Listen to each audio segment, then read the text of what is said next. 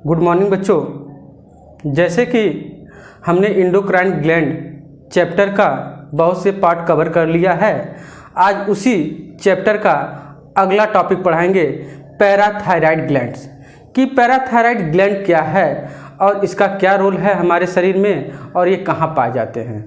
तो parathyroid gland ये जो है ये बाइलोब संरचना जो थायराइड ग्लैंड पाए जाते हैं, थायराइड ग्लैंड जो पाए जाते हैं, इसी थायराइड ग्लैंड के चारों कोनों पर चार बड़े बड़े लोबुल्स लाइक स्ट्रक्चर या गोले के आकार के स्ट्रक्चर पाए जाते हैं, जिन्हें हम कहते हैं पैराथायराइड ग्लैंड। ये पैराथायराइड जो ग्लैंड होता है चॉकलेटी कलर के, पिंक कलर के पाए जाते हैं और यह इनका वेट देखा जाए तो ये 30 ग्राम के होते हैं और इनका जो कलर है चॉकलेटी कलर, ठीक, चॉकलेटी कलर के होते हैं और इनका जो भार है 30 मिलीग्राम, 30 मिलीग्राम का इनका वेट होता है और थायराइड ग्लैंड के चारों कोनों पर लोबुल्स लाइक स्ट्रक्चर के पाए जाते हैं। ठीक, अब देखा जाए थायराइड ग्लैंड के द्वारा कौन सा हार्मोन सीक्रेट किया जाता है। थायराइड ग्लैंड में पाए जाने वाले पैराथायराइड ग्लैंड के द्वारा कौन सा हार्मोन सीक्रेट किया जाता है, तो इनके द्वारा सीक्रेट किए जाने वाले हार्मोन्स को कहते हैं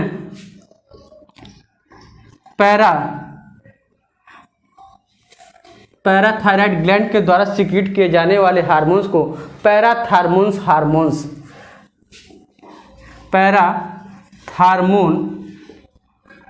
हार्मोन, ठीक, पैराथार्मोन हार्मोन्स के नाम से जाना जाता है। यह जो हार्मोन्स होते हैं इसको दूसरे भाषा में भी कहते हैं कोलिफ हार्मोन्स, कोलिफ हार्मोन, क्योंकि इस हार्मोन्स की खोज करने वाले जो साइंटिस्ट थे, कोलिफ नाम के साइंटिस्ट थे, इन्होंने अपने नाम पर ही इस हार्मोन्स का नाम रख दिया कोलिफ हार्मोन्स और पैराथायराइड ग्लैंड के द्वारा निकलने वाले हार्मोन्स को पैराथार्मोन हार्मोन्स के नाम से जाना जाता है। यह पैराथार्मोन्स हार्मोन्स जो होते हैं क्या काम करते हैं, तो पैराथार्मोन्स हार्मोन्स जो हैं थायरोकैल्सिटोनिन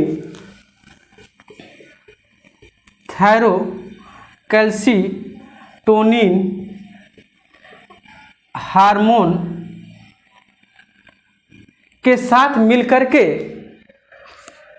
थायरोकैल्सिटोनिन हार्मोन्स और साथ में विटामिन डी, ठीक, विटामिन डी के साथ मिलकर के यह कैल्शियम का नियंत्रण करते हैं।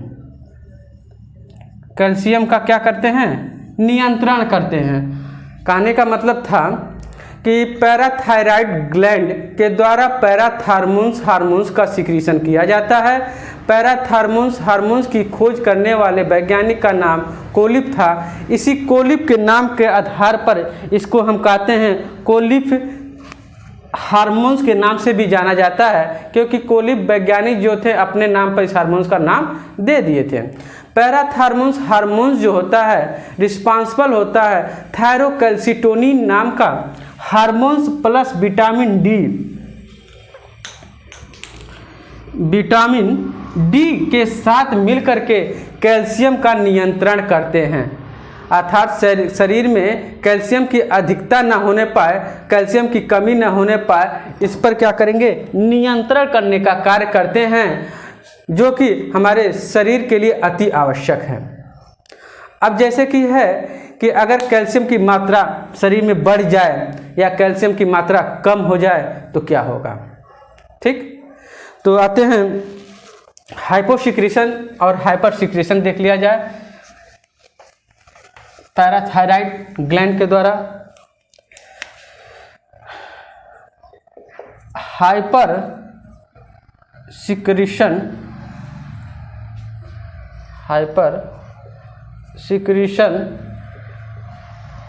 किसका? कैल्शियम का,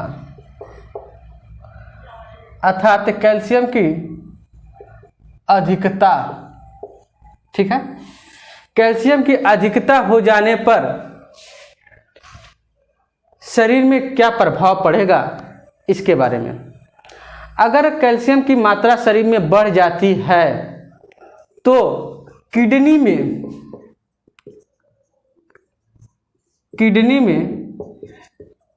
स्टोन बनने की संभावना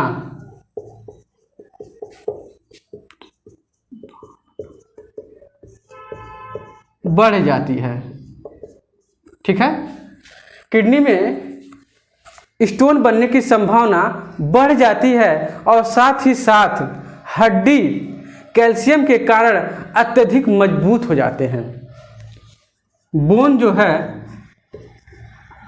अत्यधिक मजबूत हो जाते हैं, ठीक। जब बोन अत्यधिक मजबूत हो जाएगा तो बात तो अच्छी है, मजबूत तो है, लेकिन कभी ठेस लग जाने पे अगर गिर जाते हैं, कहीं एक्सीडेंट हो जाता है, कहीं सीढ़ी से ऊपर नीचे हो जाते हैं, तो उस दौरान क्या होता है, हड्डी टूट जाती है। और जब टूट जाती है तो जुड़ना मुश्किल हो जाता है, क्योंकि ये हड्डी जो है कैल्शियम के कारण इतना कठोर हो गया है कि इसमें कठोरतापन आ जाने के कारण ये बहुत ज़्यादा टूटने की संभावना इसमें क्या हो जाती है, बढ़ जाती है। क्योंकि थोड़ा बहुत फ्लेक्सिबल हड्डी में होना चाहिए। अब इतना भी फ्लेक्सिबल ना हो कि पैर से चल रहे हैं तो पैर का हड्डी मुड़ जाए, चल रहे हैं तो हड्डी क्या हो, मुड़ जाए तो भी दिक्कत है। लेकिन इतना अधिक मजबूत भी नहीं होना चाहिए कि बाई चांस कभी एक्सीडेंट हो जाए, गिर जाए, फिसल के गिर जाए तो क्या हड्डी टूट जाए।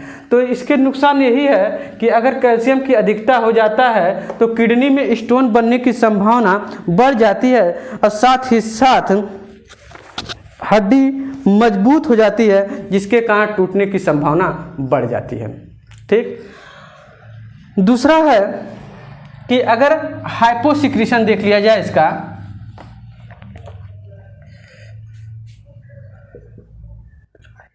हाइपोसिक्रीशन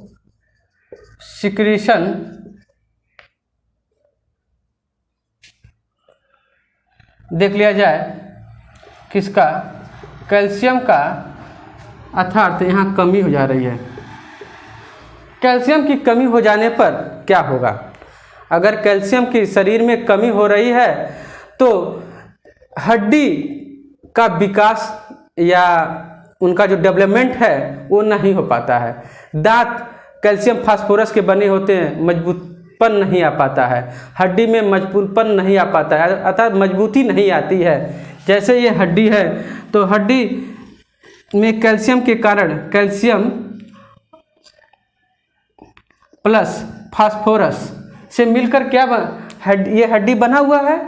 तो अगर ये कैल्शियम की इसमें कमी हो जाएगी तो हड्डी लचकपन आ जाएगी, अर्थात जब चलेंगे तो हड्डी क्या होगा, लचकेगा। जब लचकेगा तो हमें बहुत दर्द होगा, जो असहनीय दर्द के नाम से जानते हैं, क्योंकि हड्डी का लचकना बहुत दर्द करता है, ठीक है। तो ये था हाइपोसिक्रीशन। कैल्शियम के हो जाने कैल्शियम का हाइपोसिक्रीशन हो जाने पर क्या हो जाएगी, हड्डी में लचकतापन आ जाएगा, जिसके कारण चलने में हमें अत्यधिक कठिनाई होगी। और हाइपर सिक्रीशन में कैल्शियम की अधिकता हो जाने के कारण क्या होगा कि किडनी में स्टोन बनने की संभावना बढ़ जाएगी और साथ ही साथ बोन में कैल्शियम की मात्रा अधिक हो जाने पर बोन जो है अत्यधिक मजबूत हो जाएगा, ठीक था। ये पैराथायराइड ग्लैंड है। अगला ग्लैंड है उसे पढ़ा जाए थाइमस ग्लैंड। अगला जो ग्लैंड है थाइमस ग्लैंड है। अब थाइमस ग्लैंड के बारे में देखा जाए कि थाइमस ग्लैंड क्या है और इसका क्या कार्य है।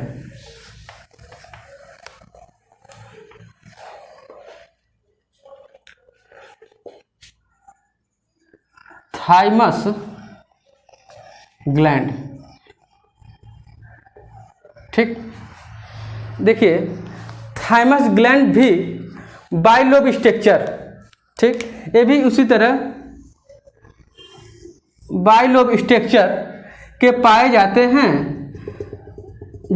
जो सिंगल लेयर की होती हैं। अर्थात थाइमस ग्लैंड बाइलोब संरचना और सिंगल मेम्ब्रेन के द्वारा घिरी हुई इंडोडर्म के द्वारा निर्माण किया हुआ यह ग्लैंड है जिसे कहते हैं थाइमस ग्लैंड। ठीक, थाइमस ग्लैंड मुख्यतः दो भाग होता है। थाइमस ग्लैंड का मुख्यतः दो भाग होता है। पहले भाग को कहते हैं कॉर्टेक्स, जो ये है, और दूसरा भाग है मेडुला, जो इसके आंतरिक भाग है। कॉर्टेक्स का कोई खास रोल नहीं, क्योंकि ये बाहर का आवरण बनाता है। सबसे ज़्यादा रोल किसका है? मेडुला का है। हाँ, एक बात और कि थाइमस ग्लैंड पाया कहाँ जाता है, तो थाइमस ग्लैंड हृदय के ऊपर चिपका हुआ बाइलोब संरचना है जो हृदय के ऊपर पाया जाता है। ठीक, अब बता दिए कॉर्टेक्स केवल आवरण का काम करता है, इस थाइमस ग्लैंड को चारों तरफ से कवरिंग का काम करता है, जबकि मेन काम कौन करता है? मेडुला। ठीक, मेडुला के अंदर से अनेक प्रकार से सेल पाए जाते हैं, जिसे कहते हैं lymphocyte cell, macrophages cell, lymphocyte cell, thymus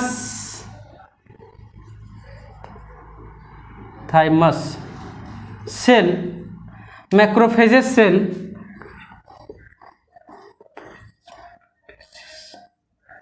sales, ठीक, एपिथेलियम सेल,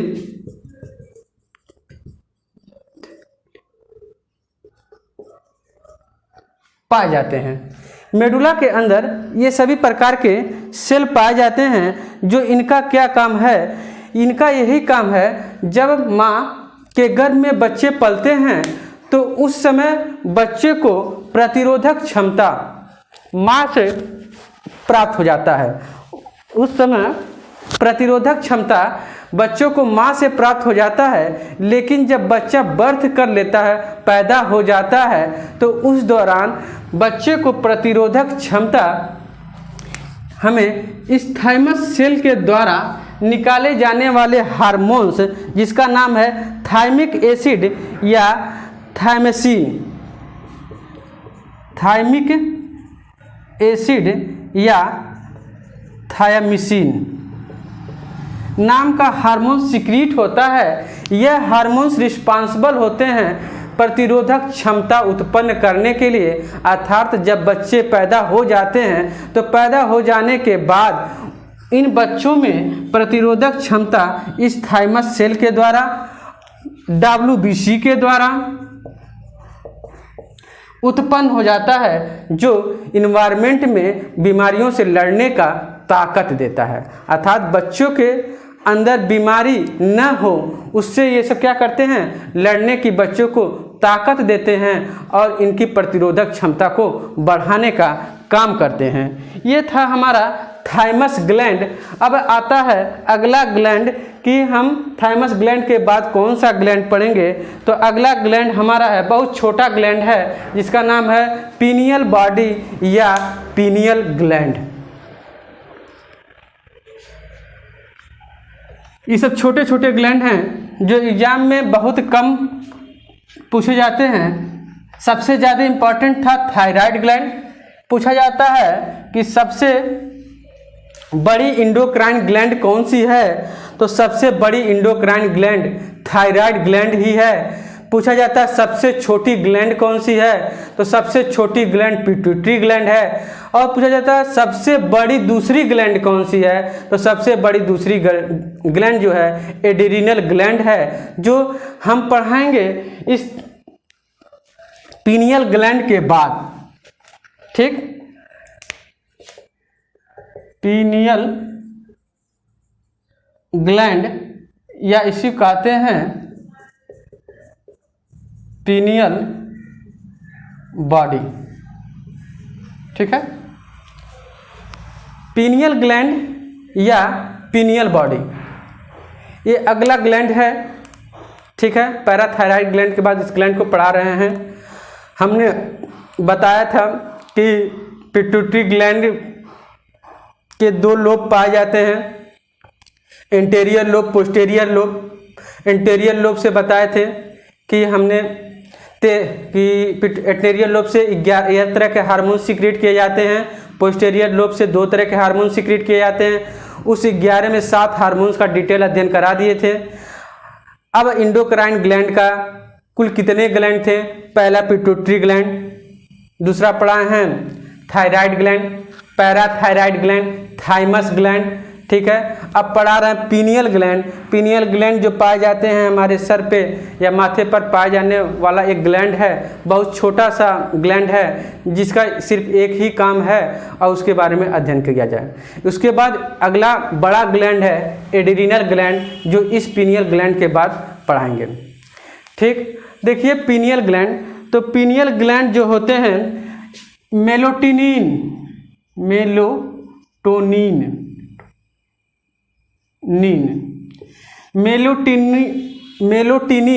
नाम का हार्मोन्स का सिक्रीशन करते हैं। किसका? मेलोटिनिन नाम का हार्मोन्स सिक्रीट करते हैं और यही हार्मोन्स रिस्पांसिबल होते हैं मेलानिन नाम के हार्मोन्स का क्या करते हैं? नियंत्रण करते हैं। कहने का मतलब ये है कि पीनियल बॉडी जो हमारे माथे पर पाई जाती है, छोटी सी ग्लैंड है जो क्या करते हैं? मेलाटोनिन नाम का हार्मोन्स का सिक्रीशन करते हैं। यही मेलाटोनिन हार्मोन्स जो हैं मेलानिन नाम का हार्मोन्स पर नियंत्रण करते हैं, क्योंकि मेलानिन हार्मोन्स एक ऐसा हार्मोन्स है जो रंग, जैसे त्वचा का रंग,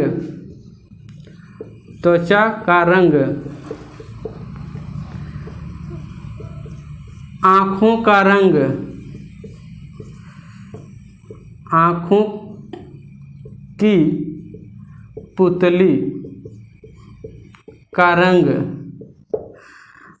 बालों का रंग, ठीक है, इन सभी रंगों का नियंत्रण करते हैं कौन? मेलानिन। अर्थात ये मेलानिन का तो सिक्रीशन करता है। अब मेलानिन रिस्पांसिबल होता है, एक प्रकार का ये पिगमेंट है। क्या है? एक प्रकार का पिगमेंट है जो रिस्पांसिबल होता है त्वचा के रंग को निर्धारण करना, आँखों की पुतली का रंगों का निर्धारण करना और बालों के रंगों का निर्धारण करना। अगर इस मेलानिन की कमी हो जाए शरीर में, अगर इस मेलानिन की कमी हो जाती है तो त्वचा का रंग कैसा हो जाता है? सफ़ेद, ठीक। आँखों की पुतली का रंग कैसा हो जाता है? लाल या गुलाबी। और बालों का जो रंग है ये भी कैसे हो जाते हैं? सफ़ेद।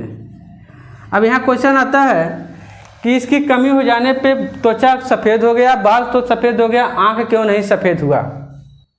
आँख को भी सफ़ेद हो जाना चाहिए था, लेकिन आँखों की पुतलियों के पास पतली पतली नर्व पाए जाते हैं जिसके अंदर से ब्लड का ट्रांसफ्यूजन होता है, ट्रांसपोर्ट होता रहता है, ब्लड आते जाते रहते हैं। उसी ब्लड के कारण इसका रंग सफ़ेद नहीं हो पाता, लाल और गुलाबी हो जाता है, क्योंकि ब्लड का रंग कैसा है? लाल है। उसी लाल होने के कारण ही आँखों का रंग, आँखों की पुतलियों का जो रंग है वो लाल और गुलाबी हो जाता है, ठीक। जैसे कि कहा जाता है सफ़ेद मोर का नाम सुने होंगे, सफ़ेद मोर, सफ़ेद हाथी, ठीक है। और भी एग्जाम्पल है, ठीक है। इन सब में क्या है? मेलानिन नाम का पिगमेंट पाया ही नहीं जाता, जिसके कारण मोर कैसा हो गया है? सफ़ेद हो गया है। हाथी कैसी हो गई है? सफ़ेद हो गई। वाइट टाइगर, सफ़ेद चीता, ठीक है। वाइट टाइगर में भी मेलानिन की कमी हो जाने के कारण उसमें रंग निर्धारित नहीं हो पाए और सफ़ेद हो गए। किसके कारण? मेलानिन पिगमेंट की कमी के कारण। अर्थात जितने भी स्तनधारी प्राणी हैं सब में मेलानिन पिगमेंट का स्राव किया जाता है, और इस मेलानिन पिगमेंट का कमी अगर हो जाता है तो शरीर कैसे हो जाते हैं? शरीर का जो त्वचा है सफ़ेद हो जाते हैं, बालों का रंग कैसा हो जाता है? सफ़ेद हो जाता है, और आँखों की पुतलियाँ का रंग कैसी हो जाती हैं? लाल या गुलाबी कलर के हो जाते हैं, ठीक। मेलानिन की अधिकता हो जाए ठीक है। मेलानिन की अगर शरीर में अधिकता हो जाए तो ह्यूमन का जो त्वचा है ये ब्लैकिश पड़ जाएगा। अर्थात नॉर्मल वे में मेलानिन का सिक्रीशन होता है कि ज़्यादा काले न होने पाएँ और ज़्यादा गोरे न होने पाएँ। गोरा होना अच्छा है, लेकिन त्वचा कैंसर की रोग होने की संभावना बढ़ जाती है। काला होना हमारे स्वास्थ्य के लिए फायदेमंद है। तो मेलानिन में अधिक अगर सिक्रीशन होता है तो त्वचा का रंग काले हो जाते हैं, बाल अत्यधिक काले दिखाई देते हैं और आंख समान अवस्था में, जो हमें पुतली का रंग काला और नीले रंग का दिखाई देता है, उस समान अवस्था में रहता है। ठीक है, ये था पीनियल ग्लैंड के द्वारा मेलाटोनिन नाम का हार्मोन का सिक्रीशन। और मेलाटोनिन नाम का हार्मोन मेलानिन नाम के पिगमेंट का नियंत्रण करना पीनियल ग्लैंड या पीनियल बॉडी का काम है। अब अगला ग्लैंड जो है एड्रीनल ग्लैंड, वो अगले क्लास में पढ़ाएंगे। ठीक है, यहाँ तक क्लियर हो गया? ठीक, ओके।